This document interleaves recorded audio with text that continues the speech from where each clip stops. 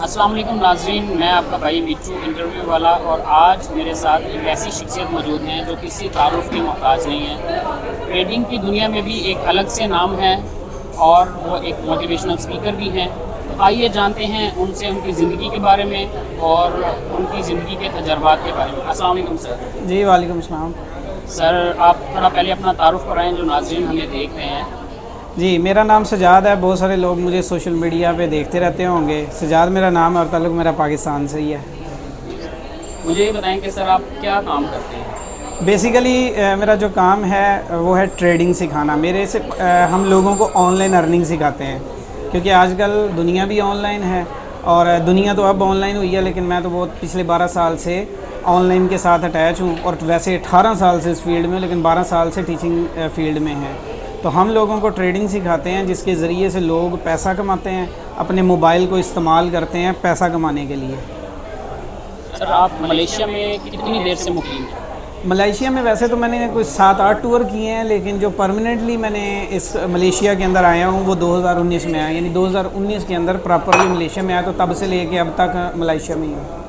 Sir Malaysia के अलावा आप कितने ममालिक में जा चुके हैं? इसके अलावा वैसे मेरे इंटरनेशनल टूर तो 18 हैं, लेकिन कंट्री 4 है। मैं इंडिया भी गया हुआ हूँ, इसके अलावा दुबई भी गया हुआ हूँ, मलेशिया भी गया हुआ हूँ और एक दफ़ा ईरान भी गया हुआ हूँ। सर हर बंदे का ज़िंदगी के अंदर एक मकसद होता है, कोई एम होता है। आप कोई अपना अगर मकसद नाजरीन के साथ शेयर करना चाहें तो प्लीज़।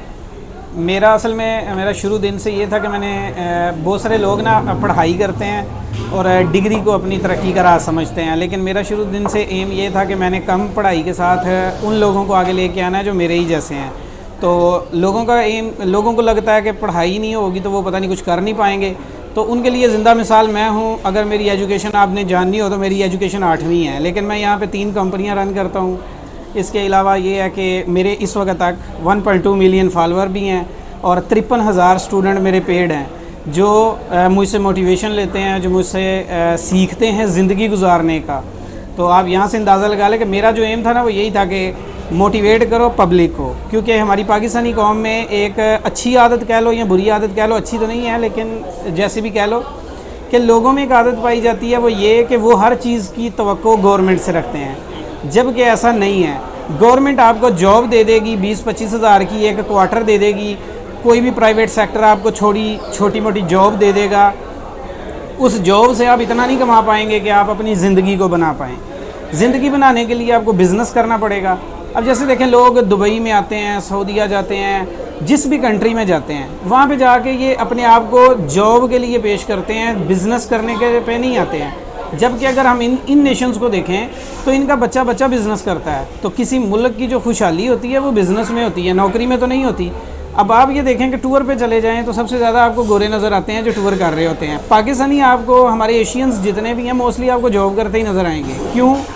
क्योंकि इनकी वजह ये है कि हमने बचपन से पढ़ा ही ये है कि नौकरी करनी है, तो नौकरी में लिमिटेड आमदनी है और वही लेके ज़िंदगी से चले जाते हैं। तो मेरा एम है लोगों को नौकरी से निकाल के बिज़नेस में लेके आना। और ये जो एक मोबाइल आप सब बंदों के हाथ में होता है और इस मोबाइल से सारा दिन टिकटॉक पे डबल टैप लगे रहते हैं और अपना पैसा दूसरों को दे रहे होते हैं। उसी मोबाइल से आप खुद करोड़पति बन सकते हैं, खुद पैसा कमा सकते हैं। मेरा तो एक मोबाइल ही मेरी फैक्ट्री है, तो आपका भी बन सकता है और यही हम सिखाते हैं।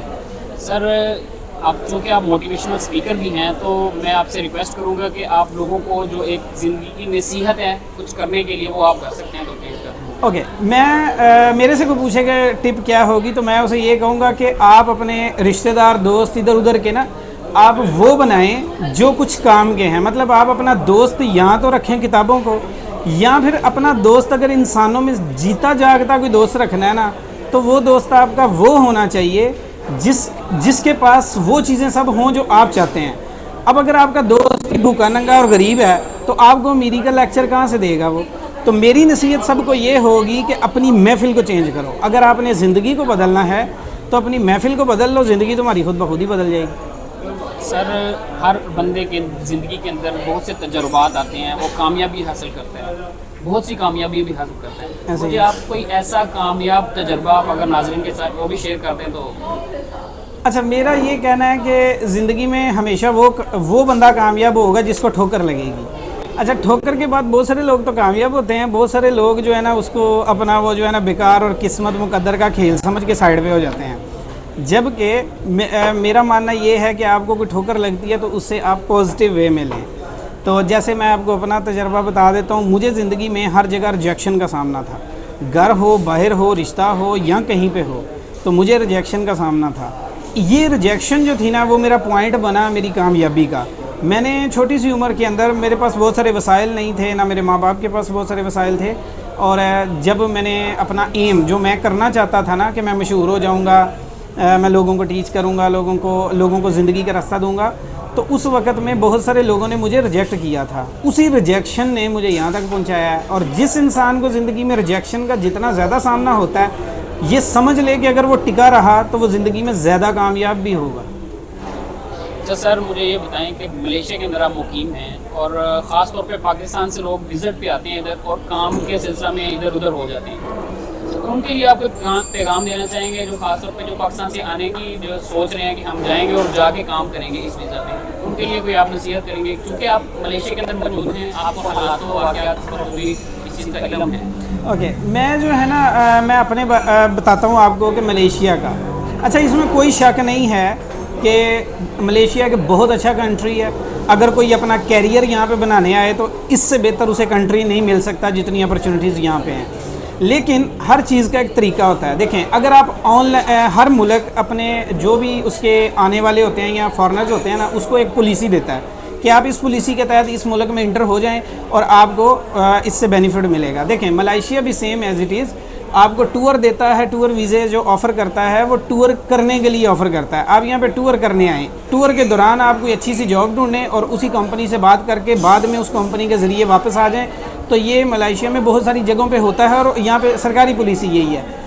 और अगर आप ऑनलाइन की दुनिया में कदम रखना चाहते हैं, आप ऑनलाइन काम करना चाहते हैं, ट्रेडिंग करना चाहते हैं, या आप ई कॉमर्स के शोबे से हैं, आईटी के शोबे पे हैं, इनको भी ये वीज़ा ऑफ़र करते हैं। अगर आप बिज़नेस करना चाहते हैं तो उनको भी बिज़नेस ऑफ़र करते हैं। अगर पीआर लेना चाहते हैं तो उसकी भी ऑफ़र करते हैं। अब मोस्टली तो हमारे अपने जो लोग टूर पे यहाँ पे आके टूर पे काम करते हैं, तो वो मुझे को बताएं दुनिया का कौन सा मुल्क है जो आपको टूर पे काम देगा?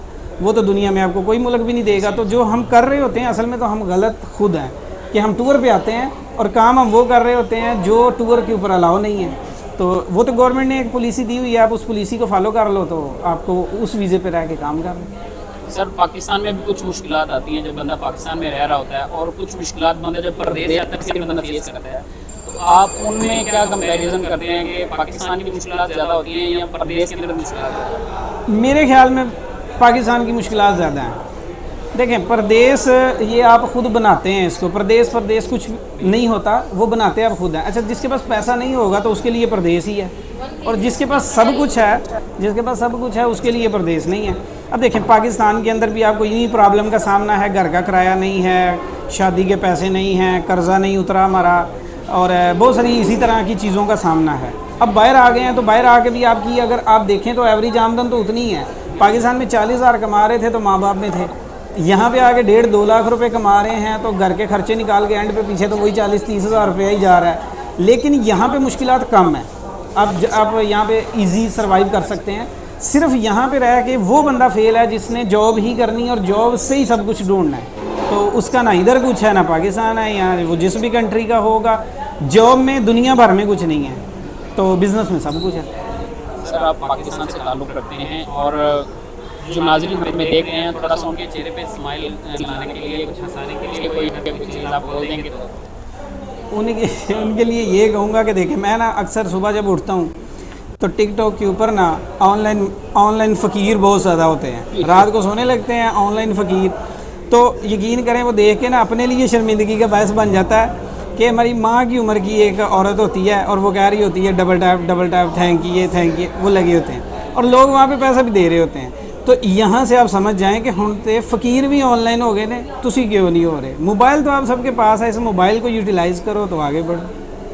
बहुत शुक्रिया सर आपके टाइम का, थैंक यू।